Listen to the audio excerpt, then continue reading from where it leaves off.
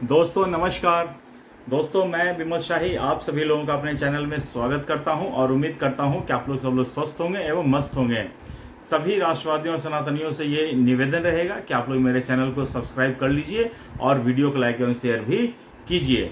दोस्तों आज हम लोग बात करने वाले हैं बिहार चुनाव 2025 के बारे में। जी हाँ दोस्तों, खबर ये आ रही है कि अरविंद केजरीवाल बिहार 2025 का विधानसभा चुनाव लड़ने जा रहे हैं। हालांकि इससे पहले उन्होंने कोशिश की कि या तो उनका अलायंस हो जाए कांग्रेस के साथ या उनका अलायंस हो जाए आरजेडी के साथ।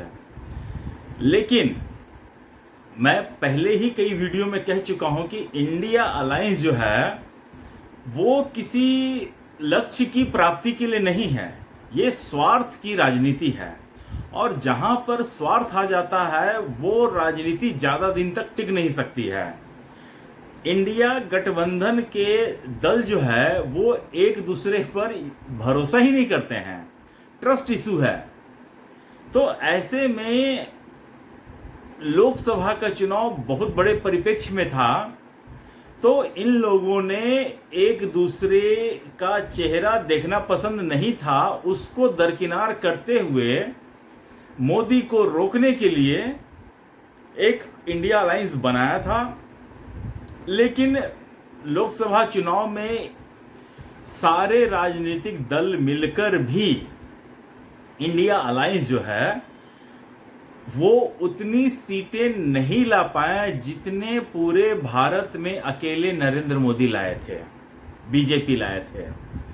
और अगर एनडीए अलायंस की बात कर दें तो फिर वो 300 का आंकड़ा पार हो ही जाता है। तो अभी उसके बाद भी जो है कई चुनाव हुए जहां पर इंडिया अलायंस एक साथ चुनाव लड़ सकते थे, जैसे दिल्ली विधानसभा चुनाव, महाराष्ट्र का चुनाव, हरियाणा का चुनाव।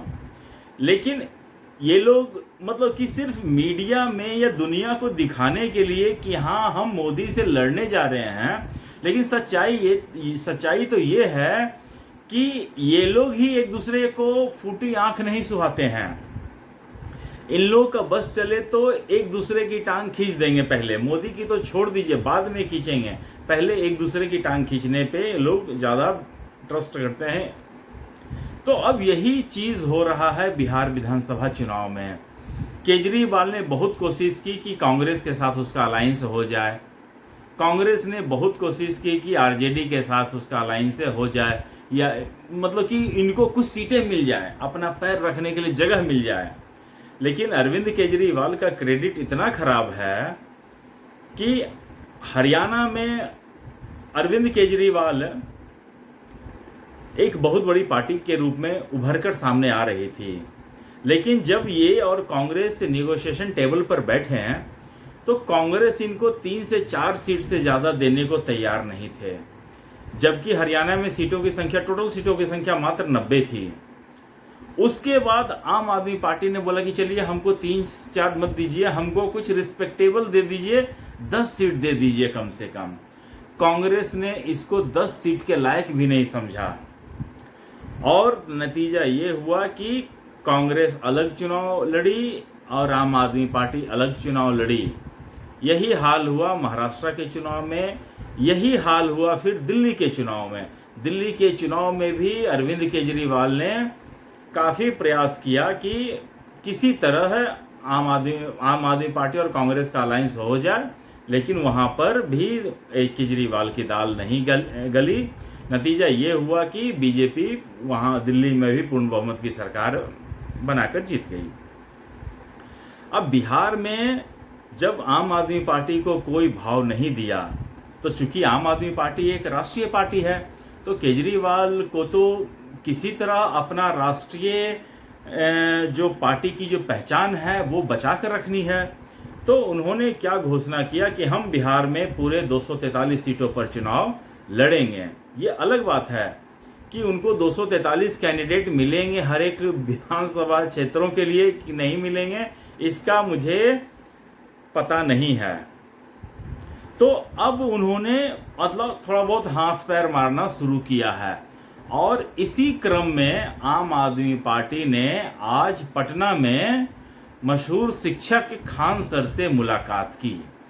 और इनको लगता है कि जिस तरह खान सर का पूरे बिहार के लोगों पर इम्पैक्ट है और खान सर को अगर किसी तरह अपनी पार्टी में शामिल कराकर उनके नेतृत्व में चुनाव लड़ा जाए तो हो सकता है कि आम आदमी पार्टी को कुछ फायदा पहुंच जाए। अरविंद केजरीवाल यहीं पर बहुत बड़ी गलती कर गए हैं। खान सर एक एजुकेशन से जुड़े हुए आदमी हैं, उनका पॉलिटिक्स में उतना कुछ दखलंदाजी नहीं है और छात्र भी सिर्फ उनसे ज्ञान प्राप्ति के लिए जाते हैं। राजनीति करने के लिए बिहार के लोग सेल्फ सफिशिएंट हैं। अच्छा करें या बुरा करें ये उनके ऊपर छोड़ दीजिए, लेकिन बिहार के लोगों को राजनीति केजरीवाल से नहीं सीखना पड़ेगा। बिहार के लोगों को राजनीति खान सर से नहीं सीखना पड़ेगा। दोस्तों, दिल्ली का भी विधानसभा इसी साल हुआ था, विधानसभा चुनाव, और उसमें भी अरविंद केजरीवाल ने एक बहुत बड़े एजुकेशनिस्ट अवध ओझा सर को अपने पाले में कर लिया था। और अवध ओझा ने पहले ही जो इंटरव्यू दिया था आम आदमी पार्टी ज्वाइन करने के बाद, उसमें क्वेश्चन पूछने पर उनकी माइक बंद कर दी गई थी। तो उसी समय जो अवध ओझा इतनी बड़ी बड़ी बातें करते थे अपने वीडियोस में, जो लोगों को शिक्षा बांटने का क्रम में जो वीडियो बनाते थे तो उसमें बड़ी बड़ी बातें करते थे कि राजा महाराजा ये वो अवध ओझा आम आदमी पार्टी के जो लीडरशिप था उसके आगे पूरी तरह से नतमस्तक हो गए थे। और इसी तरह से उनको जो विधानसभा क्षेत्र दिया गया था पटपरगंज, वहां पर दिल्ली सरकार के डिप्टी सीएम और दिल्ली सरकार में एजुकेशन की क्रांति लाने वाले मनीष सिसोदिया की सीट थी। पूरे पटपरगंज में एक एक आदमी को पता था कि मनीष सिसोदिया इस बार यहां से चुनाव नहीं जीत सकता है। वो तो हार तो जाता, पिछले ही बार ही 4500 वोट से वो जीत गया। तो पूरे विधानसभा को ये पता था कि मनीष सिसोदिया नहीं जीतने वाला है। और इतने बड़े एजुकेशनिस्ट जो थे, अवध ओझा, जो इतनी बड़ी बड़ी बातें करते थे, उनको अरविंद केजरीवाल ने बलि का बकरा बनाते हुए पटपरगंज की सीट दे दी और मनीष सिसोदिया को एक सुरक्षित मुस्लिम बहुल सीट दे दी। अरविंद केजरीवाल अपने दिमाग से चल रहा था कि अगर जीत गया तो हम तो बोलेंगे कि भाई मनीष सिसोदिया ने इतना काम किया है, इस वजह से जीत गया अवध ओझा सर। और अगर हार गया तो जाए भाड़ में, मुझे क्या लेना देना है। और एग्जैक्टली दोस्तों यही हुआ। अवध ओझा सर चुनाव हार गए और बुरी तरह से हारे। उसके बाद अवध ओझा का कोई अता पता नहीं है, कहाँ है कोई। अब तो वीडियो भी नहीं आता है उनका, किस बिल में छुप गए हैं। इतनी बड़ी यही तो कहता हूं दोस्तों, राजनीति आदमी को करना चाहिए, लेकिन अपनी विचारधारा, किस पार्टी के साथ वो अलाइन हो सकते हैं, ये सब सारा चीज देखकर, ऐसा नहीं कि हमको सिर्फ जीतना है, हमको सिर्फ चुनाव लड़ना है, इसलिए हमको चुनाव लड़ जाना चाहिए, कोई भी पार्टी हमको टिकट दे दे, ऐसा नहीं हो सकता है। अवध ओझा दिल्ली चुनाव से पहले वो बहुत प्रयास कर रहे थे कि लोकसभा में उनको बीजेपी से टिकट मिल जाए। जब बीजेपी ने उनको भाव नहीं दिया तो वो कोशिश किए कि समाजवादी पार्टी से टिकट मिल जाए, वो कोशिश किए थी कि कांग्रेस से टिकट मिल जाए, वो कोशिश किए कि बसपा से टिकट मिल जाए, लेकिन उनको कहीं से टिकट नहीं मिला। अवध ओझा, अगर आप निर्दलीय चुनाव लड़ जाते ना तो ज्यादा अच्छा रहता। अगर आपको चुनाव लड़ने का इतना ही शौक था और आपने इतना पैसा कमाए ही रखा था, तो 2-4-10 करोड़ रुपया खर्चा करके निर्दलीय चुनाव लड़ जाते, तो हो सकता है कि लोग जो आपका जो इज्जत बना हुआ है उस चक्कर में आप जीत भी जाते हैं। लेकिन आप सिर्फ चुनाव लड़ना है इसलिए हम कोई भी पार्टी से चुनाव लड़ जाएं, ये मेरे हिसाब से सही राजनीति नहीं है। यही हाल हो रहा है खान सर का आने वाले समय में। अगर अभी तक तो उन्होंने ये घोषणा नहीं हुआ है कि वो आम आदमी पार्टी ज्वाइन करने जा रहे हैं, मिलने को तो कोई भी मिल सकता है। और खान सर का वीडियो देखिएगा तो कभी वो कांग्रेस की तारीफ करते हैं, कभी वो योगी सरकार की तारीफ करते हैं, कभी वो नरेंद्र मोदी की तारीफ करते हैं, कभी वो नीतीश कुमार की तारीफ करते हैं। मतलब कि हर पार्टी के साथ वो बैलेंस बना के रखने वाली बातें करने की कोशिश करते हैं। शिक्षा के क्षेत्र में उन्होंने बीपीएससी के खिलाफ इतना बड़ा आंदोलन खड़ा किया, मतलब कि उनका कुछ आउटपुट रहा नहीं। तो खान सर कुछ बहुत बड़ा इम्पैक्ट बिहार चुनाव में डाल पाएंगे, मुझे तो ऐसा नहीं लगता है। दोस्तों, अगर आपको ऐसा लगता तो आप मुझे कमेंट में बताइए। उसके बाद अरविंद केजरीवाल जो ये सोच रहा है कि बिहार की जनता उन्हें वोट दे देगी, तो भाई क्यों दे देगी तुम्हें वोट? तुम तो ऑलरेडी प्रूवन झूठा हो। 10 साल से तुम झूठ बोलकर राजनीति कर रहे हो, ये तो प्रूव्ड है। अगर बिहार की जनता को किसी ढंग के आदमी पे भरोसा करना है, अगर वो जो आम तौर पे जो राजनीति होती है, बीजेपी, कांग्रेस, आरजेडी, जेडीयू, इन सब की राजनीति को छोड़कर एक नए ढंग की राजनीति का प्रयोग करना चाहती है, तो जन स्वराज पार्टी बिहार में ऑलरेडी स्टैब्लिश है।